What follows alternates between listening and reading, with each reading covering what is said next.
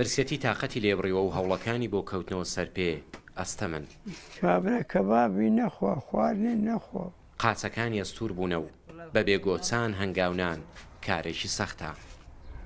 کابرا لە برسان لە بێسەتیە خۆ بێویرا بوو کابراان برم 4 مانگە کەبابم نەخوات 10 مانگەبی کەبابم نەخوات باوڕەکەی گۆشتم نەخواردێ دۆرمەم نەخواردێ گفتم نەخواردە ژەهرێ مارم نەخواردە قەت بە تەماتە و خەیاریە بیبرە.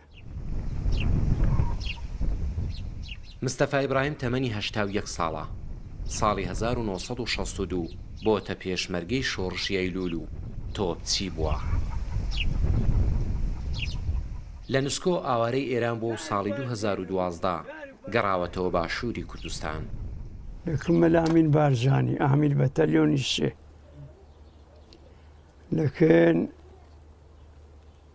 محەممەد زیادی دەکردنەوە ئەو بێجان جوندیە ئەی برمە جەبهەی ئەپمانگادەگەیەکدا بوو پێشمەرگایەتە دی بزانی خەتەرە رێوەرن بەرە هەندە نەفەرانان بدەین.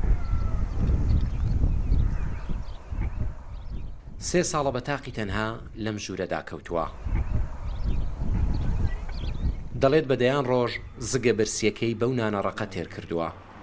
کوربا بەشگانم هەرەوێدی ئەو خێزاندارە و 5 منداڵی هەن بەڵام برسێتی هاوژین و منداڵەکانی ناچار کردووە بگەڕێنەوە ڕۆژهەڵاتی کوردستان. ئەم ژوورە بە شێوەی کاتی یەکەی کارژێڕی ڕواندەست پێداوە. دەڵێت ئەگەر موچەیەکی مانگانەی هەبێت و بتوانێت بژێوی خانەوادەکەی دابین بکات دووبارە هاوژین و منداڵەکانی دەگەڕێنەوە لای.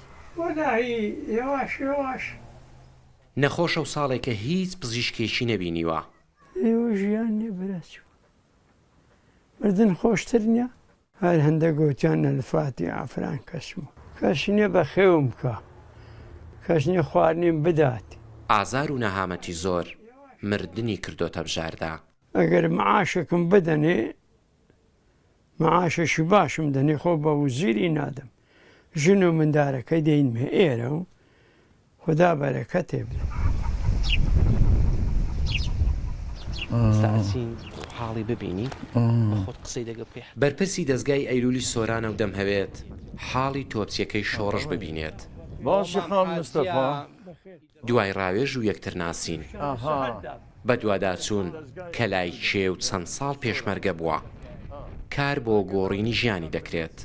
مراجعەتی دەستگای ئەیلولیان نەکردیە وەختی ئەمە ئێستا لێکۆڵینەوە لەگەر ئەو پیاوەی دەکەین دیارە ئەوە پێشمەرگەکی کۆنە و پێشمەرگەی شۆڕشی ئەیلولە لە بەتەلیۆنی مەلامی نوێوانە بووە و لە 75 ئاوارە ئیرانی بووە ئێستاش کە زۆرش دیارە مستحقە ئەمە هەموو محاولەی خۆی دەکەین هەموو محاولەی لۆ دەکەین کە عیلاجێکی لێ بکەین.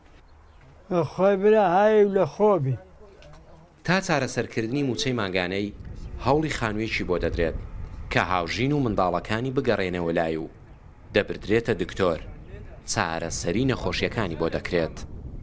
بەختیار قادر ڕوودا و ڕواندەز